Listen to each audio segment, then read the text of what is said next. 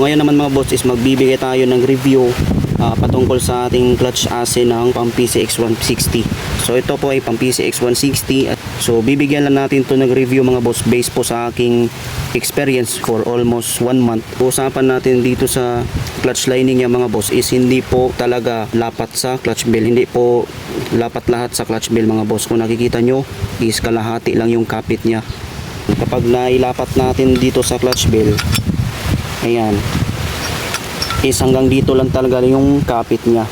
Bali hindi po ito masyadong makakapit dahil kailangan pa kasi itong hahabulin mga bossing para maging pantay yung kapit niya. Kailangan pa itong habulin na mapudpud sa clutch assay niya mga bossing para pumantay po ang kanyang kapit. Sa arangkada naman mga bossing, kung pag-uusapan natin, kasi ito naka 1,200 po ang kanyang clutch spring, is maganda talaga mga bossing yung hatak niya. Pag kunting birit mo pa lang, hindi agad siya mubuelo mga bossing, hindi agad humahatak. Bali may kunting delay siya bago makabuelo. Yun po ang sa 1,200 na clutch spring. Pero pag nakabuelo na mga bossing is malakas po ang kanyang arangkada mga bossing. Hindi lang po arangkada, pati na rin sa duluhan.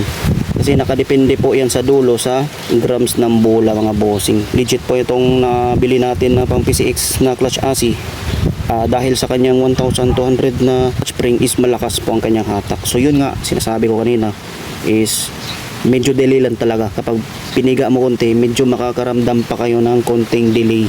Kasi mga boss, matigas po ang clutch spring niyan, mataas po ang RPM. Bakit nga ba naging delay ang kanyang takbo konti? Kasi nga mahirapan siyang kadikit agad sa clutch bell mga boss. Mahirapan siyang makadikit agad sa clutch bell dahil mataas po ang kanyang RPM po. Para kumapit agad yung 1,200 na clutch spring sa clutch lining patungo dito sa clutch bell is kailangan talagang re-groove para walang delay.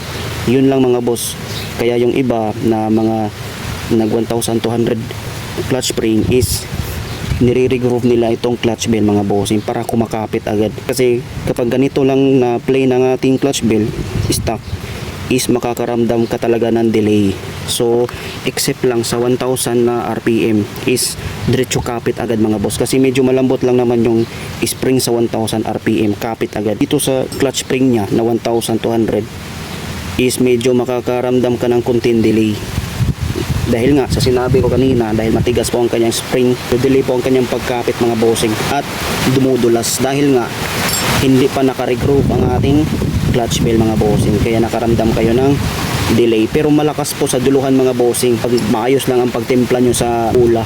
So ito lang naman yung problema ko about sa assay ng PCX 160. So kailangan ko siguro na ipa-regroove or bibili tayo ng pang SkyDrive na clutch bell mga bossing na naka-regroove para walang delay. Kasi nga kapag naka 1,200 clutch spring ka is umaaray ka talaga sa gas dahil medyo matakaw po sa gas kasi matigas po ito iangat mga bossing, kaya nakaramdam kayo ng kunting delay. Sa gas consumption naman medyo umaaray ka talaga. More na mataas ang kanyang RPM is malakas po ang kanyang gas, pero makukuha mo naman ang kanyang hatak agad mga boss. Ang kagandahan lang dito sa 1,200 clutch spring is hindi siya malambot kapag pinipiga mo mga bossing. Kasi pag malambot gaya ng 1,000 RPM is mabilis agad tumaas yung belt sa pulley niya mga bossing sa dulo. Mabilis lang agad umaakyat. So ang meaning, delay po ang kanyang hatak. Meaning dyan mga boss, dahil malambot po ang kanyang clutch spring gaya ng 100 or 1,000 is mabilis agad umaakyat yung belt sa pulley mga bossing, kaya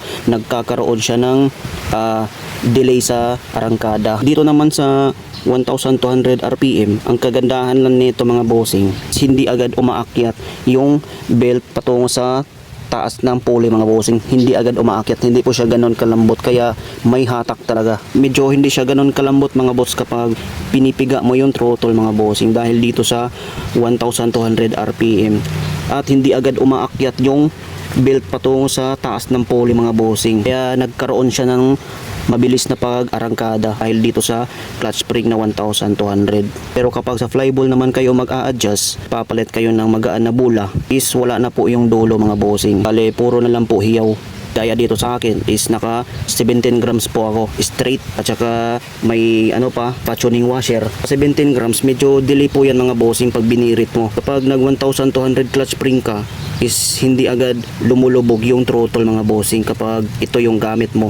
Sa clutch spring ko naman ngayon is hindi po siya agad lumulubog mga bossing kapag pinipiga mo. Kaya may arangkada siya. Ala ito, ang clutch spring ginamit ko lang to sa parang pang-arangkada. So sa duluhan naman is gumagamit talaga ako ng 17 grams mga bossing. The more na mabigat ang inyong bola, the more din na dumudulo siya. Sa pang-arangkadahan naman mga boss is gumagamit ako ng clutch spring na 1,200. Yun talaga boss ang the best para hindi ka po mabibitin. Kahit 17 grams lang yan mga boss, bawi pa rin yan sa clutch spring. Hindi po ako nakaramdam ng dragging sa ganitong clutch AC. Hindi po ako nakaramdam ng dragging mga bossing.